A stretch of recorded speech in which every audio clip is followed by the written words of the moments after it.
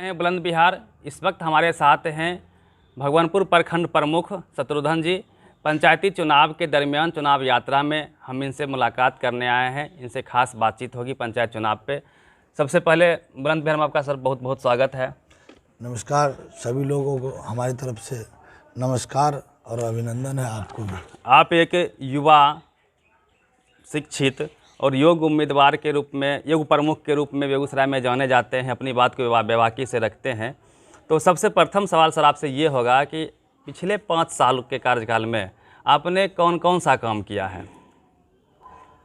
देखिए, सबसे पहले तो मैं अपने क्षेत्र के जनता को मैं धन्यवाद देना चाहता हूं कि जिन्होंने मुझे पंचायत समिति क्षेत्र संख्या 9 से जिताने का काम किया। और उसके बाद प्रखंड में जो प्रमुख की बात जब होती है तो मैंने बहुत मेहनत करके सशक्तता से मैंने प्रमुख पद हासिल किया।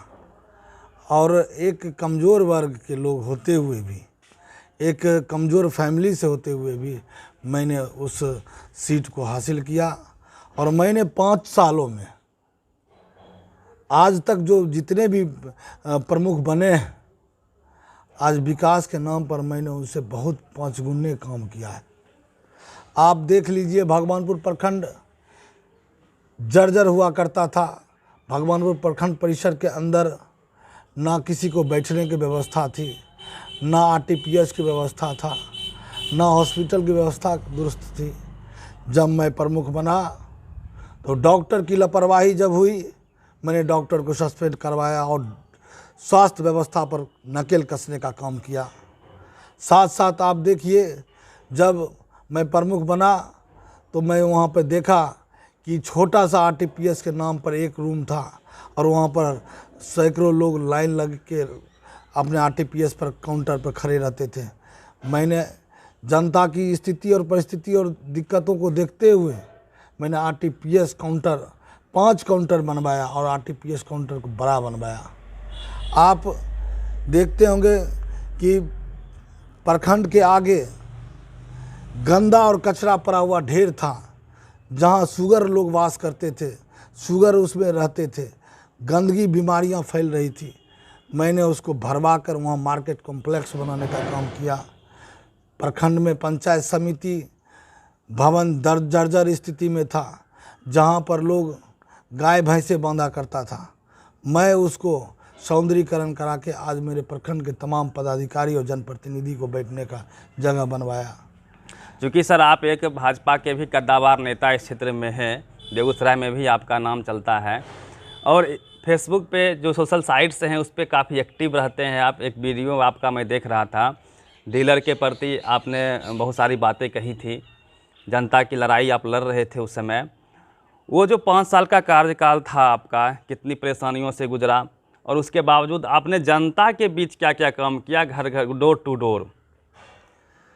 देखिए, जो भी सरकार के द्वारा, हमारे बिहार सरकार, भारत सरकार के द्वारा जो भी योजनाएं आई, मैं सभी जनताओं से जो भी मेरे पास आए और मैं उनके घर पर जाकर, चाहे वो राशन कार्ड की बात हो, चाहे वो पेंशन की बात हो, चाहे वो किसी का पारिवारिक लाभ योजना की बात हो, मैंने जो भी आदमी मेरे से संपर्क किया और हम भी जिसके बारे में जाना कि ये समस्या से पीड़ित हैं, मैं उनके घर पे जाकर उनका काम करने का काम किया।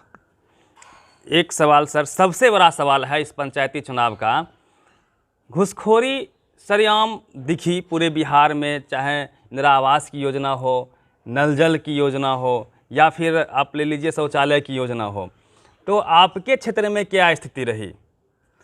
देखिए, मैं जब ये बात आप बोले हैं तो मैं आपको एक बात ध्यान आकृष्ट करवाना चाहता हूँ कि 2018 और 19 में मैंने खुद एज ए प्रमुख होते हुए भी भ्रष्ट व्यवस्थाओं पर नकेल कसने के लिए मैंने प्रखंड कार्यालय में खुद मैं धरना पे बैठा, भूख हड़ताल पे बैठा कि मैं तमाम पदाधिकारी को ये सूचित करने के लिए कि आप लोग सुधर जाओ और बिचौलियों लोग तुम भी सुधर जाओ।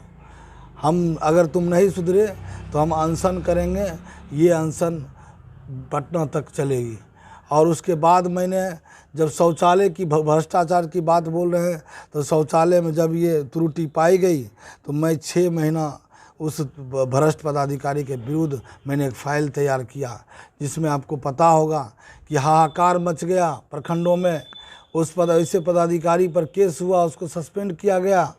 वो मैं ही शख्स हूँ जो मैंने प्रखंड के कोऑर्डिनेटर शौचालय वाले पर कार्रवाई करवाया और अपने पंचायतों और प्रखंडों में अधिक से अधिक शौचालय निर्माण करने वाले को मुफ्त में शौचालय दिलवाने का काम किया।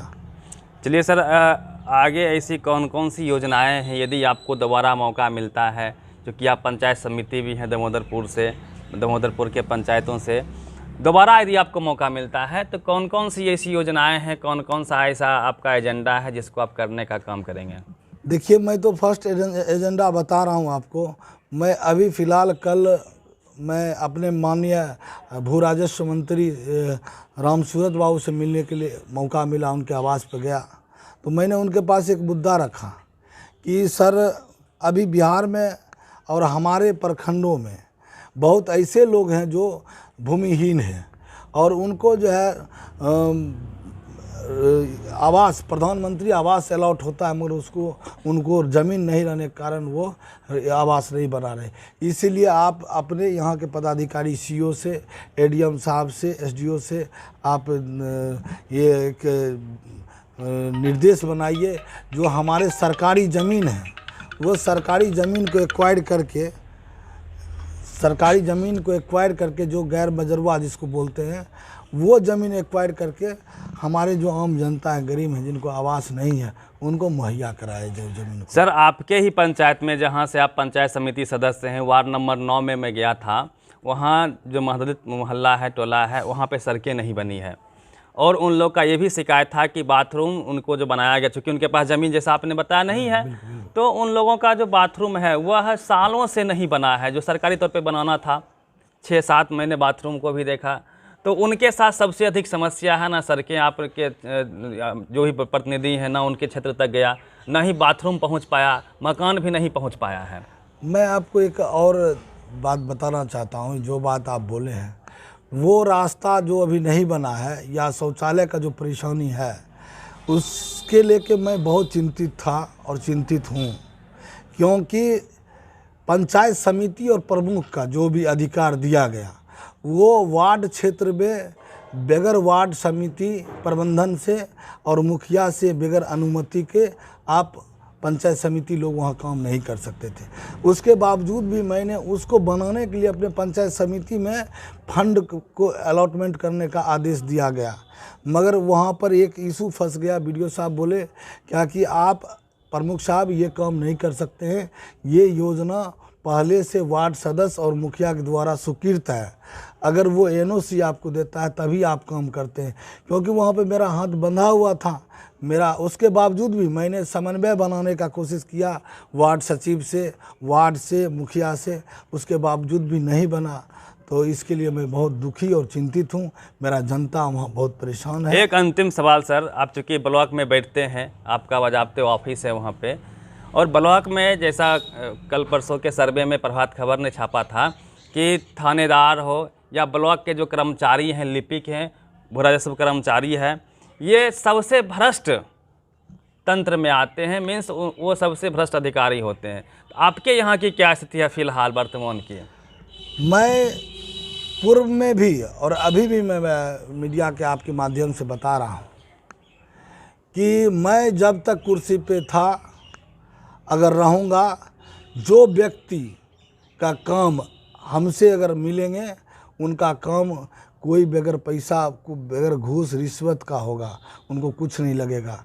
और रही बात, अगर वो चुपचाप वो जाते हैं पदाधिकारी के पास, वो बिचौलिए से मिलते हैं, तो ये सरकार और हम लोग प्रयास कर रहे हैं कि बिचौलिया से लोग बच के रहे, मगर हमारे आवाम जितने भी जनता लोग हैं, वो भी गलती ये कुछ कर जाते हैं कि वो बिचौलिया से जाके मिल के काम कराने की कोशिश करते हैं। उनको स्ट्रगल करना चाहिए।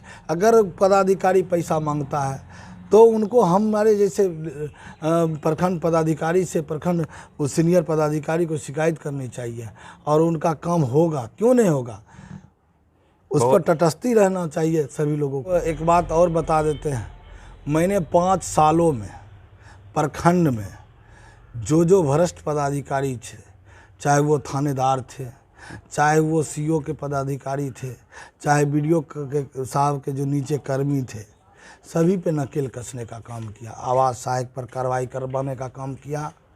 डीलरों पर मैंने कोरोना काल में सभी डीलरों से निवेदन किया था कि जितने तमाम प्रखंड के डीलर हैं जन वितरण प्रणाली के, वो कोरोना काल में इस महामारी में गरीब लोग, जो बहुत पीड़ित लोग हैं, जिनको खाने के नहीं है उपाय, उनको आप लोग रेट और वेट और वज़न सही दीजिए। जब वो लोग नहीं देना शुरू किए तब मैंने उसके विरोध भी आंदोलन शुरू किया। और साथ साथ शिक्षा पर भी मैंने स्कूल में स्वसमय शिक्षक को जाने का निवेदन किया, नहीं जाने पर कार्रवाई करने का भी मैंने काम किया। 5 सालों में मैंने प्रखंड के तमाम विभागीय पर अंकुश लगाने का काम किया और स्वच्छ और अच्छे काम करने का सभी से निवेदन किया। बहुत बहुत धन्यवाद आपका, आपने बेशकीमती समय दिया बुलंद विहार से बात करने के लिए।